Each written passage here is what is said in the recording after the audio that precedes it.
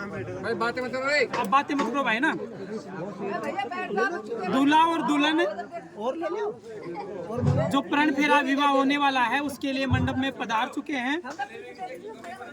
सीताराम जी पत्ते से बने जो अपना दोना है वो उठाएं, इधर सामने इधर आओ।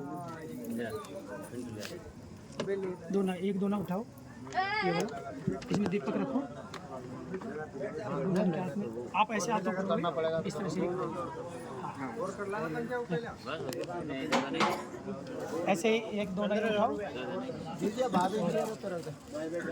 वर के हाथ में, थोड़ा आगे आओ, दोनों। अब इसके बाद दोनों ऐसे रखो, ऐसे हाथों को। इसके बाद आप 3 कदम चल के वहाँ पहुँच जाओगे और इधर मुँह कर लोगे, वहाँ फिर खड़ी 3 कदम। आपको 4 कदम चलना है, 4 कदम चल के वहाँ खड़े हो जाओगे और अगुणी दिशा में अपना मुँह कर लोगे, ठीक है। हाँ जी, आप नहीं फर्स्ट वाले का करो। वर वधु कर दे साथ तुम दीप जला तरुपाते, धरी पगवर 3 कदम 4 कदम वधु थाम। जोहार जोहार। फेरे के लिए दूल्हा और दुल्हन आने के बाद दुल्हन 4 कदम यहाँ से चलेगी और अपने गंतव्य बैठने के स्थान पे पहुँच के और खड़े रहना, बैठना नहीं है, केवल अगुणी दिशा में यानी पूर्व दिशा में आपको मुँह करके खड़े रह जाना। और आपको 3 कदम चलना है, 3 कदम चल के आपको भी वहीं जाके खड़े होना है और अगुणी दिशा में यानी पूर्व दिशा में अपना मुँह कर लेना है। तो आपको 3 कदम काउंट से 3 कदम में आपको वहाँ पहुँचा। चलो शुरू करो। आप 4 कदम से आओ जी, 4 कदम दुल्हन के कदम, 4 कदम पूरा काउंट से आना है। 3 कदम से आप जाओ, 3 कदम में वहाँ पहुँचना आप। हाँ अब इधर मुँह खड़े हो जाओ आप। नेक्स्ट। पीत वसन धरी भूमि धर दिया कला से, सात पात पीते वसन वर वधु धरी समास। जोहार जोहार।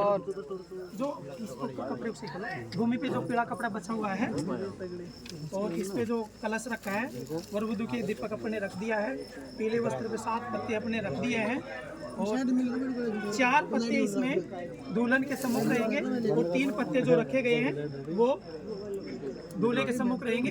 ये 7 पत्ते इनके 7 फेरों की प्रमाणिकता है। अब मैं आपसे यहाँ पर जितने भी लोग सुनने वाले हैं, बुजुर्ग देखने वाले हैं, उनसे मैं ये पूछना चाहूँगा कि फेरे हम 7 ही क्यों करवाते भाई? 5, 10, 8, 4 ये क्यों नहीं करवाते? मतलब ऐसी क्या एक प्रकृति की विधि है कि हम सब जगह 7 फेरों का एक विधान है वो क्यों करवाते हैं? कोई बता सकता है? आज तक आपके पंडित ने ऐसा नहीं बताया होगा। फेरे वो भी 7 ही करवाता है क्योंकि वो उसके नहीं थे, 7 फेरे हमारे ही हैं।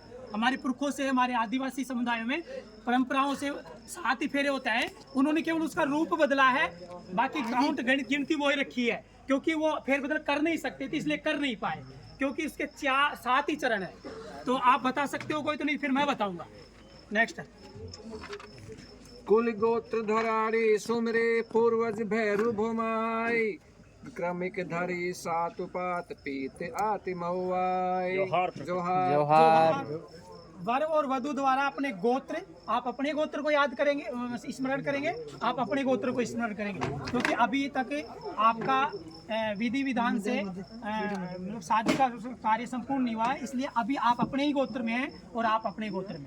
तो आप अपने गोत्र का स्मरण करेंगे और आप अपने गोत्र का स्मरण करेंगे गोत्र का मन के अंदर, ठीक है। इसके साथ साथ कुलधारी वृक्ष, पुरखों के साथ कुल देवी देवता, जैसे हमारे सबसे ज़्यादा इम्पोर्टेंट देवी देवता भैरू और भूमिया यही होते थे और यही आज भी होते हैं। ये अलग बात है कि हम दूसरी संस्कृति के प्रभाव में आकर के हम हमारे पुरखों के, हमारे जो देव थे उनको भूल गए और जो आयातित थे, मतलब दूसरी जगह से आए हुए थे, उनको हमने अपना मान लिया और एक गुलामी का प्रतीक बन करके हम रह गए।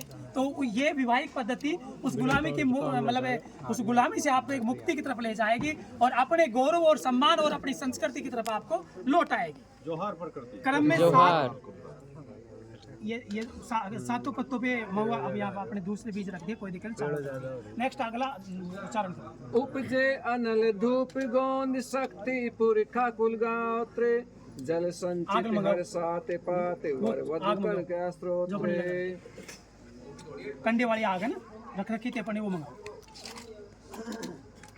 यहाँ में अग्नि को केवल एक साक्षी बनाएंगे, लेकिन उस तरह से उसका एक जो हवन वगैरह करते हैं, और जो हमारी खाद्य पदार्थ की वस्तुएं होती है, जो प्रकृति ने हमारा पेट पालन के लिए, हमारे शरीर की ऊर्जा के संचालन के लिए, जिनसे एक ऊर्जा का संचार होता है और इस शरीर का संचालन होता है, वो खाद्य पदार्थों के रूप में प्रदान करिए। उनको हम जला करके नष्ट नहीं करते हैं, क्योंकि ये प्रकृति के विधान और प्रकृति के सिद्धांत के प्रतिकूल है, उसके अनुकूल नहीं है।